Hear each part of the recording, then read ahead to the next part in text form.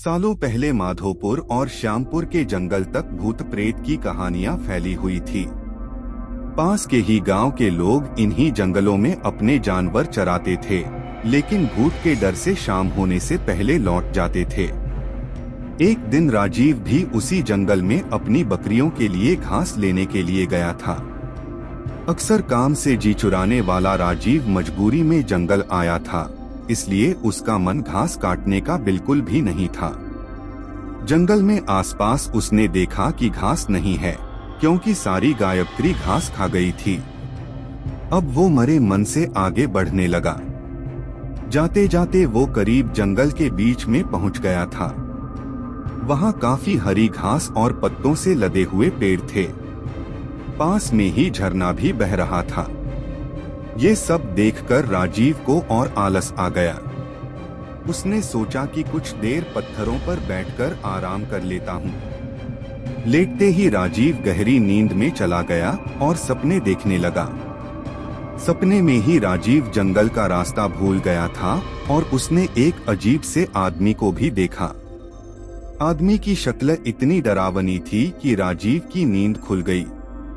डरा हुआ राजीव एकदम उठा और बकरियों के लिए घास काटने लगा। भले ही वो घास काट रहा था, लेकिन उसके जहन से सपने वाले उस डरावने इंसान की शक्ल जा ही नहीं रही थी। राजीव घास जल्दी जल्दी काट रहा था, क्योंकि सूरज लगभग ढलने ही वाला था। उसने कुछ देर बाद दो लोगों की आवाज सुनी। वो दौड़ता हुआ उस आवाज की तरफ बढ़ने लगा। उनके पास पहुंचकर राजीव कहने लगा कि मुझे मेरे गांव जाने का रास्ता बता दीजिए। उसकी बात सुनते ही वो दोनों वहां से एकदम गायब हो गए। उन्हें एकदम से गायब होता देख हैरान राजीव बेहोश हो गया। कुछ देर बाद जब राजीव को होश आया तो उसने अपने सामने वही सपने वाला डरावना आदमी देखा। उसी आंखें लाल रंग की थी और दांत बाहर को निकले हुए। किसी तरह से खुद को संभालकर राजीव वहां से पागलों की तरह दौड़ने लगा। उसी वक्त एक भालू उससे टकरा गया। उसने ऐसा झपटा मारा राजीव पर कि वो नीचे गिर गया। तभी भालू भी आदमी की शक्ल में आ गया। वो भी अजीब और डरावना था।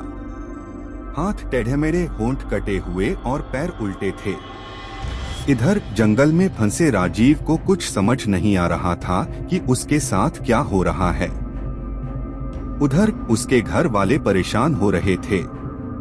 रात के 10 बज चुके थे, लेकिन राजीव घर नहीं लौटा था। उसका भाई उसे ढूंढने के लिए जंगल की तरफ निकल गया। राजीव का भाई एक पैर से ठीक से चल नहीं पाता था, इसलिए मदद के लिए उसके माता पिता के साथ ही गांव के कुछ लोग भी निकल पड़े। जंगल पहुंचने के बाद सबने राजीव के भाई और मां को जंगल के बाहर के हिस्से में ही रुकने के लिए कहा और खुद टॉर्च और कुछ हथियार लेकर अंदर चले गए। करीब 3 से 4 घंटे तक सबने जंगल के चारों ओर उसे ढूंढा, लेकिन वो कहीं नहीं मिला। बस अब जंगल का अंदरूनी और घना हिस्सा ही बचा था।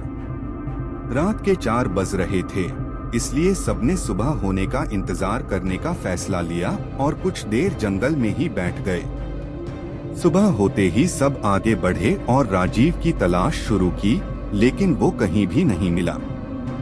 सब थक हार कर अपने अपने घर लौट आए। राजीव किसी एक कोने में भूख प्यास से तड़पता हुआ पड़ा था।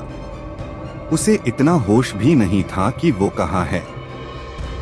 राजीव का परिवार भी 3 दिन से उसकी याद में परेशान थे। राजीव के भाई के मन में हुआ कि वो पक्का कहीं मुसीबत में ही होगा। अब मुझे भगवान को याद करना चाहिए।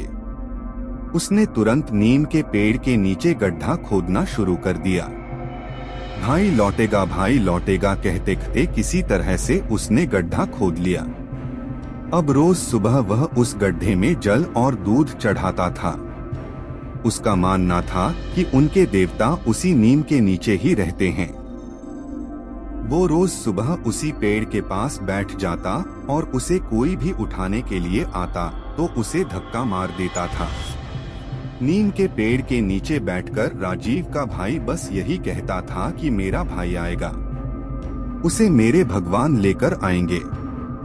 राजीव के न मिलने और उसके बड़े भाई की ऐसी हालत देखकर गांव वालों ने एक भगत को बुलाया। उन्होंने कुछ देर ध्यान लगाकर सबको बताया कि राजीव जिंदा है और वो कल घर आ जाएगा। उसकी मदद करने के लिए खुद भगवान जा रहे हैं। कुछ दिनों बाद राजीव किसी की साइकिल में बैठकर घर सही सलामत लौटकर आ गया। उसका शरीर इतना कमजोर था कि उसे अस्पताल में भर्ती करना पड़ा। करीब 3 बाद उसकी तबीयत ठीक हो गई। अब राजीव के भाई ने पूछा कि तुम्हें क्या हुआ था और किस तरह से तुम बचे। राजीव ने बताया कि उसे जंगल में भूतों ने घेर कर रखा हुआ था। वो ऐसे खतरनाक दिखते थे कि याद करते ही डर लगता है। आवाजें भी अजीब अजीब सी निकालकर मेरे चारों तरफ नाचते रहते थे। मुझे लगता था कि मैं कभी बच नहीं पाऊंगा उन भूतों से, लेकिन भगवान से खुद को बचाने की मिन्नतें भी करता था। तभी ऐसा लगा मानो भगवान ने उसकी पुकार सुन ली हो। उस दिन घोड़े के पैरों की आहट और उसके हिनहिनाने की आवाज आई। सभी भूत ये सुनकर शांत हो गए। घोड़े पर एक आदमी भी सवार था। उसके हाथों में तलवार थी। उसे देखते ही सारे भूत भागने लगे। वो अपनी तलवार से एक एक को मारते हुए आगे बढ़ रहे थे। फिर उस घुड़सवार ने मेरी तरफ देखते हुए कहा कि मैं तुम्हारे लिए ही आया हूँ। अब किसी तरह की चिंता मत करना। सुबह होते ही तुम्हें कोई न कोई लेने आ जाएगा। अभी तुम आराम करो। राजीव ने आगे कहा कि उनकी इतनी बात से ही दिल को सुकून मिल गया था।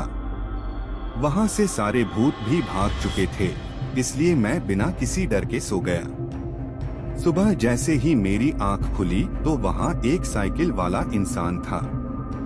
उसने मेरी तरफ हाथ बढ़ाकर कहा कि तुम्हारा घर कहाँ है, बता दो, मैं तुम्हें वहां पहुंचा दूंगा। उसके बाद वो मुझे घर ले आया।